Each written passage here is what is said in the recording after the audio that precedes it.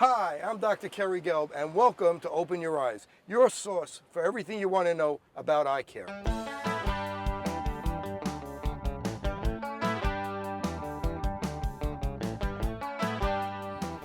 Eye strain is very common nowadays, especially with all the digital devices we use.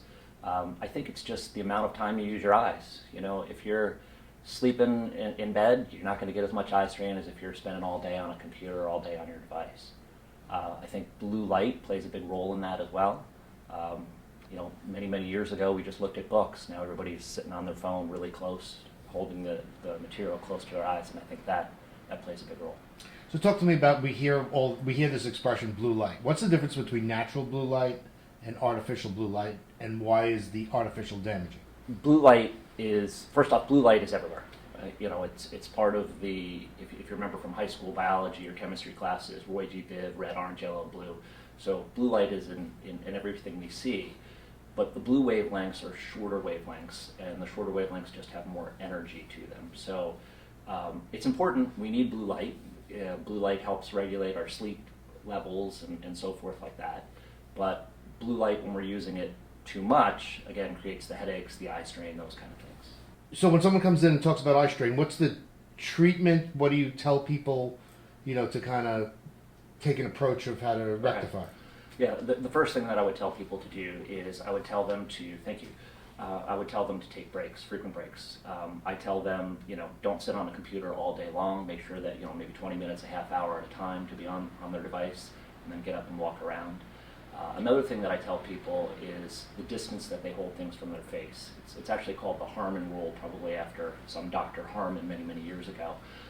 But it's the knuckles to your elbow. So you shouldn't be really holding anything closer to that. Try to hold things a little bit further away.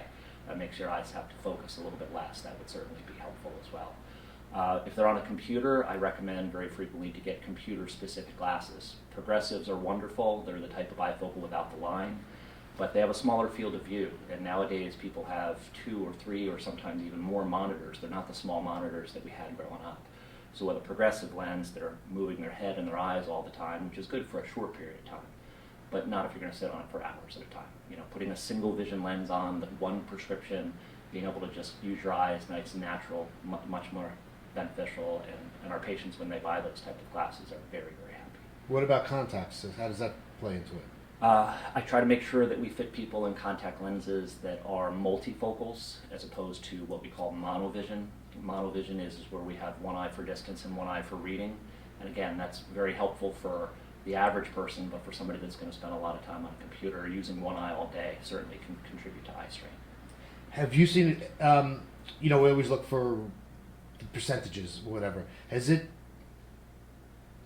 rise in these types of complaints really escalated the last few years? I do think we see the increase of people complaining about digital eye strain now is higher now with more of the devices, for sure. Is there any other collateral, I don't want to say collateral damage, but collateral symptoms? Does it come with headaches? Is there like a domino effect with this that you're seeing, or? Sure. I mean, I think people that spend a lot of time on there very commonly complain of frontal headaches in the front of their eye, behind their eyes, as opposed to in the back. You'll see people complain more sometimes of neck issues just from sitting in their chair the wrong way, watching a computer. So for sure. So what exactly is eye strain? Is it muscular? Is it when people feel that eye strain? What's exactly happening? I think eye strain is more common sense in that you're tired, you're getting headaches, you're blinking more. I think it's different for different people. Some people it's more of a tired feeling. Some people it's more their eyes water. I think it's a little bit different for everybody. Is there anything else that they could do outside of corrective eyewear and breaks? Is there any type of exercise? You sometimes see that type of stuff that you recommend, or? I don't typically recommend that myself. I just think having the best and most up-to-date prescription is the most helpful, as a good starting point. Sometimes the smallest prescription that people have, they can go through daily life without a problem, but yet when they sit on a computer, that's when the eye strain will contribute. So it's very common where a person will come in and you ask them, are you really having no problems? And they're seeing well. They are seeing 20/20 out of each eye, but it may not be the crispness of the 20/20 with their eyes aren't working together as a team. And with just tweaking their prescription a little bit, they'll find that their eyes are significantly more comfortable.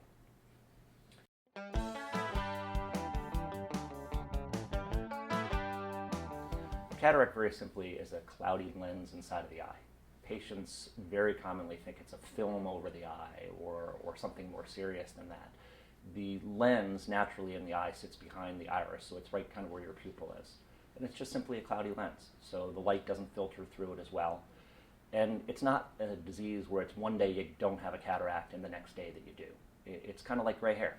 When do you tell somebody they have gray hair? 1 gray hair, 2 gray hairs, 3 gray hairs. It's a process. And cataracts can come from a lot of reasons.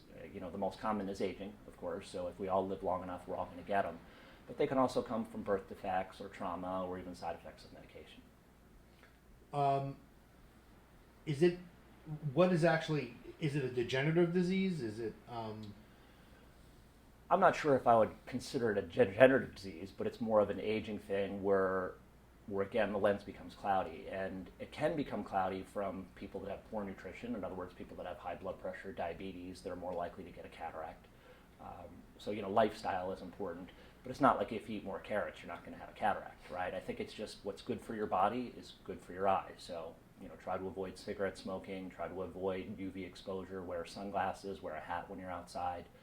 Those kind of things can certainly help go a long way to prevent a cataract. So I come into your office and I'm 55 years old and I have cataracts. What's the course? Take me through the diagnosis and the treatment. Very few people come into the office and say, hey, I'm here today because I have a cataract. In their mind, they come in saying, I have a little bit of blurry vision. And they just think it's going to be a new glass. So our job for glasses is, there's some subjectivity there, but there's also a lot of objectivity. So the way I describe focusing somebody's glasses is like trying to focus a pair of binoculars. You grab the knob and you turn it over here, it gets blurrier and blurrier. You go the other way, it gets blurrier and blurrier, and once you get it in focus, you can't really put it in more in focus. But what if somebody puts their fingers in peanut butter and smudges up that lens? It really doesn't matter how you turn that knob, you're still not going to have very good vision. So when people have that cataract in a very early stage, they're going to have really very few symptoms. But as it matures, they start to notice they need more light when they read, they get more glare when they drive at night, contrast sensitivity, and what I mean by that is black on black, white on white. So when you're a teenager, you're driving down the road and you can see that person walking on the side of the road wearing dark clothing. And as you get older, it's much more difficult to see. Glare becomes an issue. How easy is it to diagnose a cataract? I think it's very easy. We just use what we call a slit lamp, and we look in their eye, and if it's clear, it's not a cataract, and if it's cloudy, it is. And how important, as in most diseases, chronic illnesses or whatever, to catch it early as opposed to when it advances? Is there a difference? Ask yourself that question. Yeah, in this particular case, no. I don't think it's really that important to catch it. It's not like a tumor, for instance, where if you catch that earlier, you're going to have a person that you're going to maybe save their life. In this case, it just really means quality of life, how clear they're going to see. So, there are some cataracts that are a little bit more slow growing, but the majority of them just take time. So what is the treatment? So, all right, my optometrist tells me I got a cataract. What am I looking at in terms of treatment? In an early cataract, there really isn't any treatment at all. It's just trying to maximize your best vision, getting the best prescription that you can, wearing glasses that have an anti-reflective coating, those kind of things. But as the cataract progresses, then we talk about is it worth doing surgery?